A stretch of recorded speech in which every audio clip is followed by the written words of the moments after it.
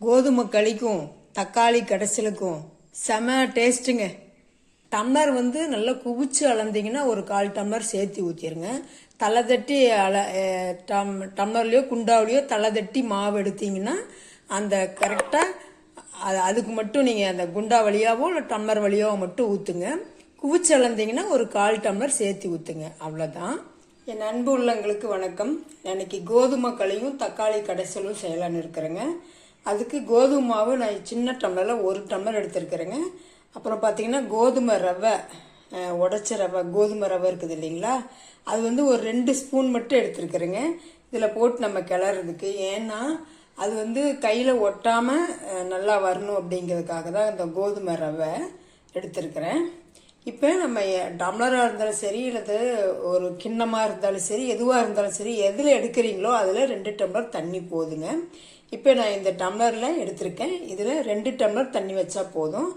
இப்போ நம்ம அது ஒரு பவுலில் போட்டுக்கலாங்க. 1 டம்ளர், இப்போ ஒரு டம்ளர் கோதுமை மாவுக்கு 2 டம்ளர் தண்ணிங்களா. இப்போ நம்ம 1 டம்ளர் இந்த டம்ளரில் ஃபுல்லாக ஊற்றி இந்த மாவை கரைச்சிக்கலாங்க. நல்லா கரைச்சிக்கலாம். இதில் இந்த மாதிரி நல்லா கட்டியாக கரைச்சிக்குங்க. இதில் 1 டம்ளர் தண்ணியில நல்லா நம்ம ஊற்றி நல்லா கலந்துக்கிடுங்க. இன்னும் 1 டம்ளர் தண்ணியை நம்ம இந்த மாதிரி வானலோ அல்லது குண்டாவிலையோ ஊற்றிக்கலாங்க. இந்த தண்ணியை ஊற்றி பற்ற வச்சுக்கலாங்க. அடுப்பை பற்ற வச்சுட்டு நல்லா இந்த தண்ணி கொதிச்சு வரட்டுங்க. இப்போது தண்ணி கொதிச்சிருச்சுங்க. இப்போ இந்த கொதிச்சு வரும்போது நம்ம வந்து இந்த கோதுமை ரவை எடுத்து வச்சுங்களா, 2 ஸ்பூனுங்க, அதிகமாக தேவையில்லை. இதை மட்டும் போட்டுக்கலாம். இதை போட்டு நல்லா அது கொஞ்சம் நேரம் வேகட்டுங்க. ஒரு நிமிஷத்தில் வெந்துடும், வேகட்டும். இப்போ இந்த கோதுமை ரவை பாருங்க நல்லா கொஞ்சம் வெந்துருச்சு. நம்ம இந்த கரைச்சி வச்சிருந்தோம் இல்லைங்களா, கோதுமை மாவை கரைச்சி வச்சிருந்தோம் இல்லைங்களா, நல்லா இவ்வளவு திக்கா. இப்போ இது வந்து அப்படியே எடுத்து ஊற்றிக்கலாங்க. அடுப்பு வந்து ஸ்லோ பண்ணிடுங்க. அடுப்பை ஸ்லோ பண்ணிவிட்டு நம்ம இதில் லைட்டாக உப்பு கொஞ்சம் போட்டுக்கலாங்க. இதுக்கு தகுந்த உப்பு போட்டு நல்லா கிளறிக்கலாங்க. இது ஒரு 2 நிமிஷத்தில் நல்லா கிளறிடலாங்க. நல்லா இந்த மாதிரி கிளறிக்குங்க. நல்லா சுருளை கிளறிங்க. நமக்கு நல்லா சுருளை கிளறினோடனே பார்த்தீங்கன்னா நல்லா பாருங்கள், சட்டிலேயே ஒட்டவே இல்லை. அது மாதிரி அப்படியே அழகாக வந்துருச்சு. ஏன்னா நம்ம அதை ஆல்ரெடி தண்ணி ஊற்றி கொஞ்ச நேரம் கலக்கி வச்சுருந்தோம் இல்லைங்களா, அதனால் ஊற்றுனே ஒரு நிமிஷத்துலேயே நல்லா இதாயிருங்க. இப்போ நம்ம நல்லா வெந்துக்குச்சேன்னு பார்த்துக்கலாங்க. பாருங்கள், கட்டி இல்லாமல் நல்லா வெந்துக்குச்சு, களி மாதிரி நல்லா வந்துருச்சு. வச்சுக்கோங்க பக்கத்தில் தொட்டு. இப்படி பார்த்தீங்கன்னா கையில் வந்து ஒட்டவே கூடாது. ஒட்டலின்னா நல்லா வெந்துச்சுன்னு எடுத்துங்க. இப்போ நம்ம அடுப்பை ஆஃப் பண்ணிடலாம். இது கொஞ்சம் நேரம் ஆறட்டுங்க. ஒரு தட்டை வச்சு மூடி வச்சிடலாம். கொஞ்சம் நேரம் ஆறட்டும். ஆனால் நம்ம கொஞ்சம் ஒரு வாரம் ஆனதுக்கப்புறம் நம்ம உருட்டிடலாங்க. இப்போ இந்த சோளக்களிக்கு ஒரு தக்காளி குழம்பு வச்சிடலாங்க. இல்லை நான் ஒரு 6 தக்காளி எடுத்து இப்படி கட் பண்ணி வச்சுருக்கேங்க. அப்புறம் பூண்டு ஒரு 3, இஞ்சி கொஞ்சம் வச்சுருக்கேங்க. இதில் பார்த்தீங்கன்னா ஒரு 10 மிளகு, 1/2 டீஸ்பூன் ஜீரகம், 1/2 டீஸ்பூன் சோம்பு, ஒரு 3 கிராம்பு மட்டும் வச்சுருக்கேங்க. இப்போ இதெல்லாம் ஒன்றும் பாதியாக தட்டிக்கலாங்க. அதேமாதிரி இந்த இஞ்சி பூண்டையும் தட்டிக்கலாங்க. இந்த இடிகளில் போட்டு தட்டிக்கலாங்க. அப்புறம் ஒரு பெருவெங்காயம் கட் பண்ணி வச்சுருக்கேங்க, ஒரு கொத்து கருவேப்பிலை, இவ்வளோதாங்க. இதெல்லாம் தட்டிட்டு வந்துடுறேங்க. இப்போ இதுக்கு நான் நல்லெண்ணெய் ஊற்றுறேங்க. நீங்கள் நல்லெண்ணெய் இருந்தால் ஊற்றுங்க. அது நீங்கள் எந்த எண்ணெய் யூஸ் பண்ணுறீங்களோ அதை ஊற்றுங்க. நல்லெண்ணெய் ஊற்றுனா நல்லாயிருக்கும். ஏன் ஒரு 2 ஸ்பூன் ஆகிற மாதிரி ஊற்றிக்கிறேங்க. கொஞ்சம் உளுத்தம்பருப்பு, கடலைப்பருப்பு போட்டுக்கலாம்.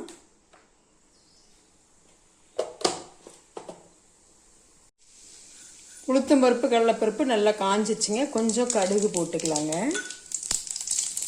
கடுகு பொரிஞ்சிருச்சு. நம்ம இந்த ஒன்றும் பாதிமாக தட்டி வச்சுருந்தீங்களா, சோம்பு, ஜீரகம், மிளகு, இதெல்லாம் இது கொஞ்சம் போட்டுக்கலாம். அப்புறம் இஞ்சி பூண்டு பேஸ்ட்டு, அப்புறம் தக்காளி, கருவேப்பிலை, வெங்காயம் நல்லா வதங்கிருச்சுங்க. இப்போ இந்த தக்காளி போட்டுக்கலாங்க. இப்போ இது கூட கொஞ்சம் உப்பு போட்டுக்கலாங்க. நான் வந்து ராக் சால்ட் போடுறேன். ஒரு அரை டீஸ்பூன் மஞ்சள் தூள், ஒரு அரை டீஸ்பூன் வீட்டில் அரைச்ச மிளகாப்பொடிங்க,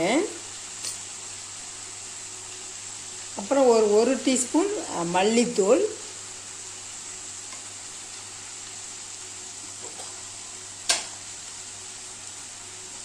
அப்புறம் கொஞ்சம் மிளகுத்தூள், மசாலாத்தூள். மிளகு தான் ஒரு 10 மிளகு போட்டு இடிச்சிட்டேன், அதனால் மசாலாத்தூள். இதெல்லாம் போட்டு நல்லா வதக்கிக்கலாங்க. ஃபஸ்ட்டு தண்ணி ஊற்றாமல் நல்லா வதக்கிக்கலாம். தக்காளியெல்லாம் நல்லா குழைய வேகட்டுங்க. இப்போ தக்காளி நல்லா வதங்கிடுச்சுங்க. இப்போ நம்ம ஒரு டம்ளர் தண்ணி ஊற்றிக்கலாங்க. இப்போ நல்லா தண்ணி ஊற்றி நல்லா ஒரு 5 நிமிஷம் நல்லா கொதிக்கிட்டுங்க. இப்போ இது நல்லா வெந்துருச்சுங்க. இப்போ இதை நம்ம வேற ஒரு பாத்திரத்தில் மாற்றி நல்லா கடைஞ்சிக்கலாங்க. இந்த மாதிரி மத்து வச்சு கடைஞ்சிக்கோங்க. அப்படி மத்து இல்லை அப்படின்னா இந்த மாதிரி மேஷ் வச்சுருப்பீங்களா, மேஷரு, இது மாதிரி இருந்தாலும் சரி, நல்லா வச்சு மசிச்சுக்குங்க. நான் மத்து வச்சு இப்போ கடையிறேங்க. அவ்வளோதாங்க, நல்லா கடைஞ்சிட்டுங்க. இப்போ இதில் நம்ம கொஞ்சமாக கொத்தமல்லி தழை போட்டுடலாங்க. அவ்வளோதாங்க, குழம்பு ரெடி. இப்போ அடுத்தாப்புல நம்ம சோளக்களியை பார்க்கலாங்களா. சூடு குறைஞ்சிருக்கு. ரொம்பவும் ஆற விட்டோம்னாலும் நமக்கு இதாகாது. அதனால் இப்போ வந்து நம்ம எடுத்து உருண்டையாக உருட்டி வச்சுக்கலாங்க. ஒரு குண்டாவில் தண்ணி வச்சுக்கோங்க. இந்த மாதிரி தண்ணி வச்சுட்டு அதுக்கப்புறம் எடுங்க. கையில் ஒட்டாமல் வரும்.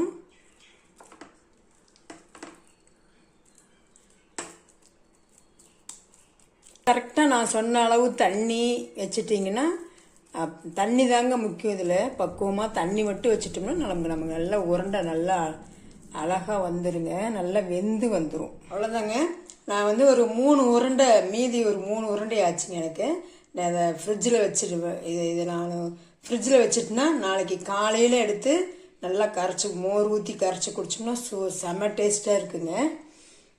பாதி மட்டும் நான் குழம்பு ஊற்றி சாப்பிட்டுட்டேன். எங்கள் ஊரில் வெயிலுக்கு ஒரு சில ஊரில் மழை வருதுன்னு சொல்கிறாங்க. எங்கள் ஊரில் மழையே வரலைங்க. இப்போ கூட நல்லா அடிக்குதுங்க வெயில். நான் இங்கே இந்த கிச்சனில் இருக்கவே முடியல. அப்படியே அவ்வளோ 2 பக்கம் ஜன்னலை திறந்து வச்சா கூட அவ்வளோ வெயிலாக இருக்குது.